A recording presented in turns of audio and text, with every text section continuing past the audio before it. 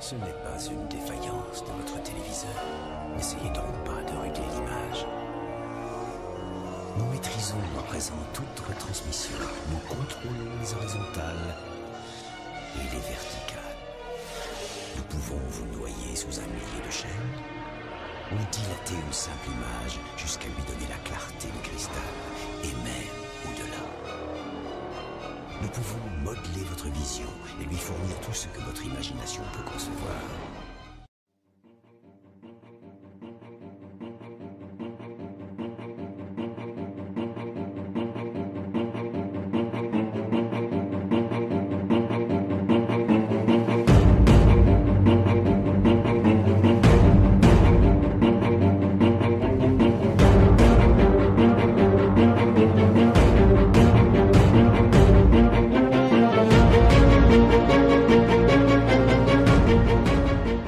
Les Men in Black, dans la culture populaire américaine et dans les théories du complot des ovnis, sont des hommes habillés en costume noir qui prétendent être des agents du gouvernement qui harcèlent ou menacent les témoins d'ovnis pour les garder silencieux sur ce qu'ils ont vu.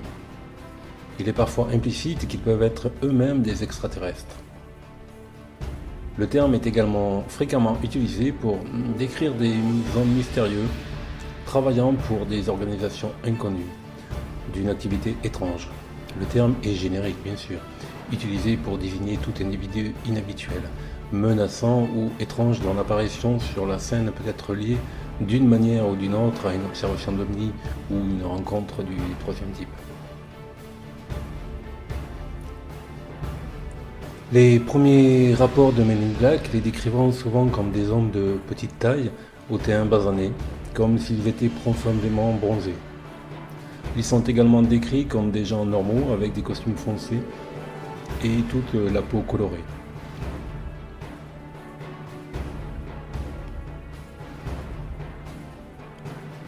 Certains les ont signalés comme des Jigans. Les lunettes de soleil, les costumes noirs et les voitures noires ont été une caractéristique pour toute la période depuis que les observations modernes qui ont commencé en 1947, mais selon l'historien ovni Jerome Clark, tous les MIB ne sont pas nécessairement vêtus de costumes foncés.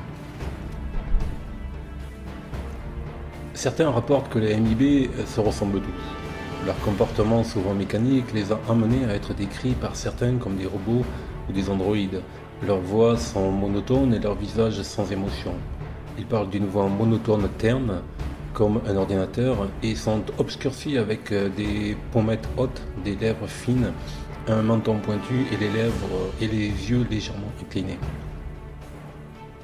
Selon les témoignages de ceux qui les ont rencontrés, les Men in Black semblent toujours avoir des informations détaillées sur les personnes avec qui ils communiquent, comme si l'individu avait été sous surveillance pendant une longue période. Ils ont été décrits comme semblant confus par la nature des objets du quotidien, tels que des stylos, des ustensiles de cuisine ou de la nourriture, ainsi que l'utilisation d'argot obsolète, bien que les contes sur le comportement des Men in Black varient considérablement. Les cas indiquent qu'ils prétendent souvent être d'une agence recueillant des informations sur le phénomène inexpliqué qu'ils ont rencontré. Dans d'autres cas, ils semblent essayer de supprimer l'information tout en essayant de convaincre leur sujet que le phénomène qu'ils ont rencontré n'a jamais existé. Ils ont été décrits comme se comportant d'une manière excessivement furtive ou complètement sortante, avec de grands sourires et des fous rires déconcertants.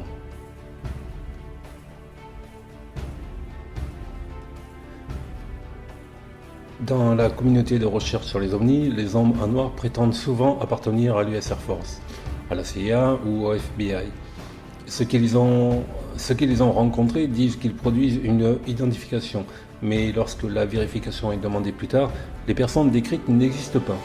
Elles sont mortes depuis un certain temps ou existent mais ont un rang tout à fait différent. Leur but est de cacher et de supprimer les technologies de pointe et toutes les informations sur les activités extraterrestres, le cas échéant pour la sécurité nationale et mondiale. Et ils voyageraient par groupe de 3, mais sont parfois seuls. On les voit habituellement conduire des voitures de luxe à l'état neuf, comme des Cadillac ou des Lincoln. Leurs voitures fonctionnent souvent avec les phares éteints, mais des lueurs fantomatiques pourpres ou verdâtres illuminent souvent l'intérieur. Des insignes inhabituels ont été vus sur les portes et les plaques d'immatriculation qui sont toujours non identifiables ou introuvables. Beaucoup ont rapporté avoir vu ces véhicules après une observation d'OVNI, un enlèvement E.T. ou une découverte de crop circle.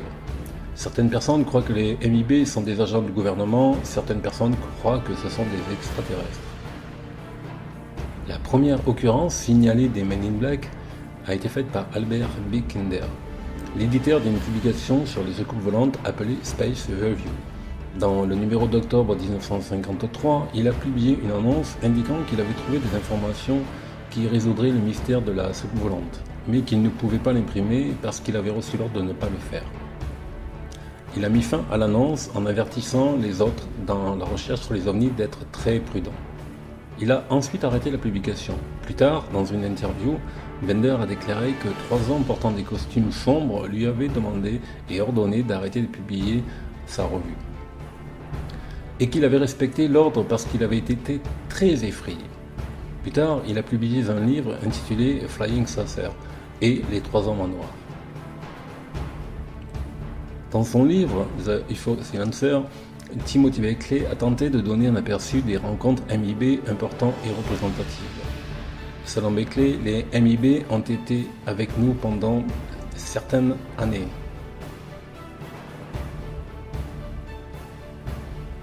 Dans son livre The UFO Silencer, Timothy Beckley a tenté de donner un aperçu des rencontres MIB importantes et représentatives.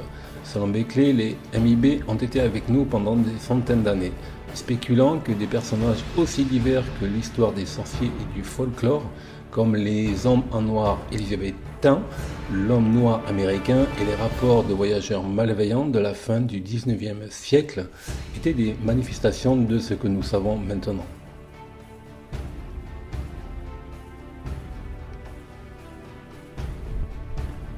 Les explications réelles de ce que les rencontres MIB étaient réellement sont rares et très éloignées, car le phénomène n'a pas reçu beaucoup d'attention sceptique, principalement parce que les rencontres rapportées avec les MIB sont très peu nombreuses. Une explication possible est que tout cela ait été un canular, développé comme une blague dans les années 1960 par l'éditeur du magazine UFO Guy Baker, auteur de telles œuvres comme S'il en savait trop sur les soucoupes volantes. L'explication du canular est basée sur une confession par le collaborateur de Barker John C. Sherwood en 1998, censé provoquer la sortie du film Men in Black l'année précédente. La nature paranormale des Men in Black est maintenant largement oubliée et limitée à la référence de la pop, où ils ont été décrits de manière très différente de rapports originaux des années 1950 à 1960, principalement.